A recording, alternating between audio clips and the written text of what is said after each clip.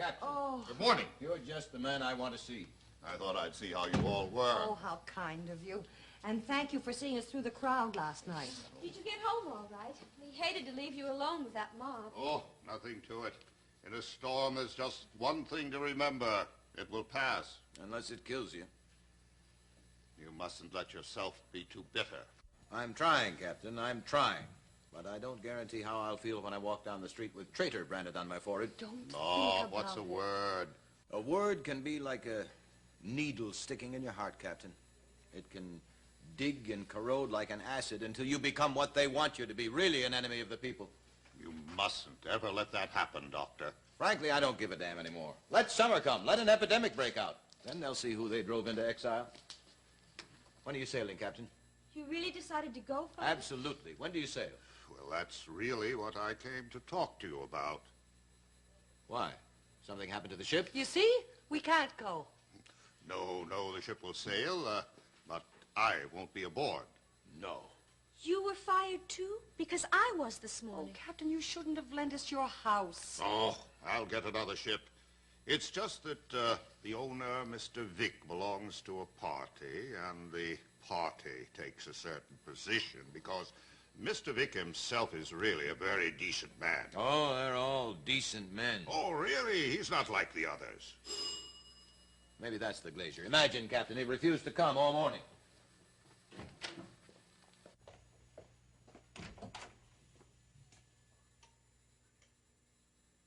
you busy?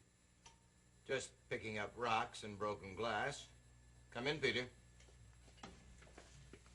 What can I do for you this fine, brisk morning? Come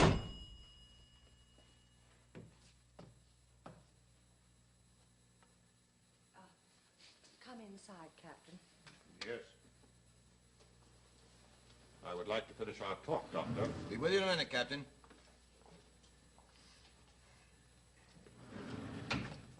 Keep your hat on if you like. It's a little drafty in here this morning. Thank you. I believe I will. I think I caught cold last night.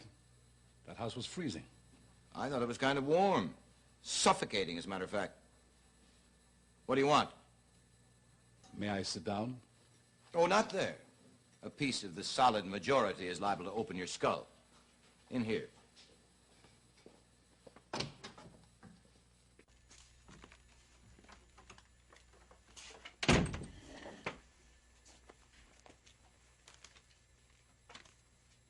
Now, don't tell me. Yes.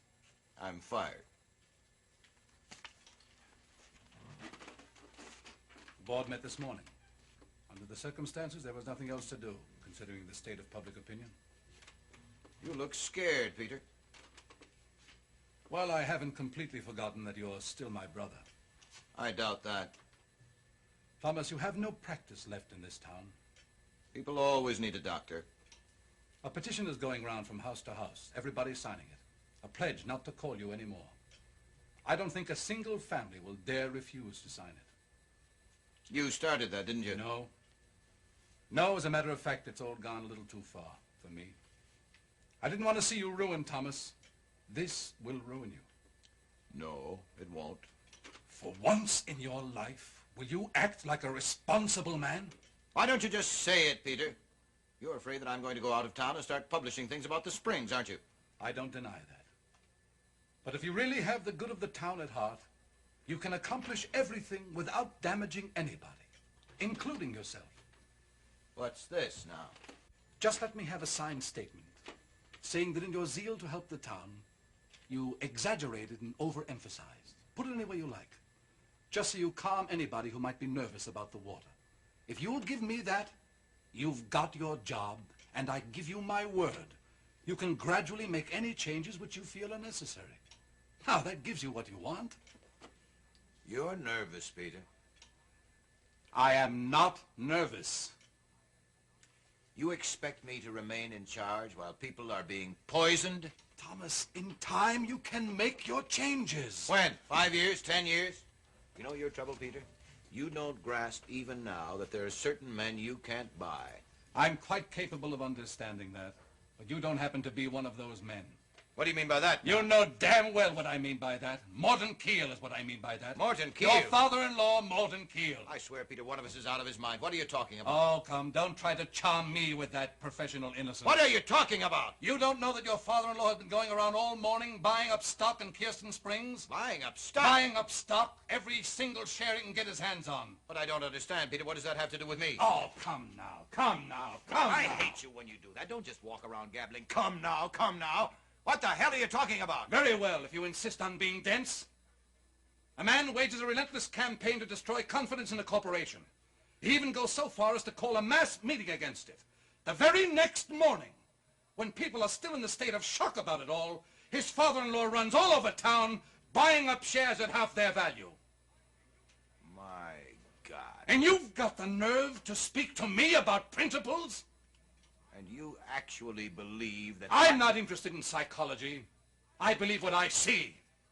And what I see is nothing but a man doing a dirty, filthy job for Morton Keel. And believe me, by tonight, every single man in this town will see the same thing. Peter, you... Now sit down and write me a statement denying everything that you've been saying. You are a Or so- low creature. All right, Thomas. But you'd better get this straight. If you're figuring on opening another attack from out of town, keep this in mind. The morning it's published, I will send out a subpoena for you and begin prosecution for conspiracy. Now, all my life, I've been trying to make a respectable man out of you. Now, if you want to take the big jump, there'll be nobody there to hold you back. Now, do we understand each other? Oh, we do, Peter. Catherine, get the girl. What the hell's her name? Scrub the floors, wash down the walls. A pestilence has been here.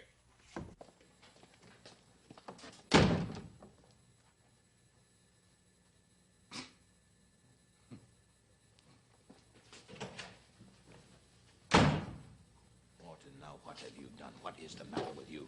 Do you realize how this makes me look? Are the... Yes, they are. Kirsten Springs shares. And very easy to get this morning. Don't play with me, Morton. What are you so nervous about? Can't a man go and buy some shares? I want an explanation, Morton. Thomas, they hated you last night. You don't have to tell me that. But they also believed you. They'd love to murder you, but they believe you. The way they say, the pollution is coming down the river from Windmill Valley. That's exactly where it's coming from. Yes.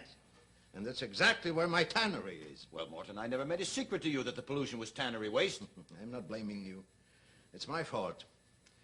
I didn't take you seriously. But it's very serious now. Thomas, I got the tannery from my father. My father got it from his father, and his father got it from my great-grandfather. I do not intend to allow my family's name to stand for the 3 generations of murdering angels who poisoned this town. I've waited a long time for this talk, Morton. I don't think you can stop that from happening. No, but you can. I bought these shares because, Morton, you've thrown your money away. The Springs are doomed. I never throw my money away, Thomas. These were bought with your money. My money?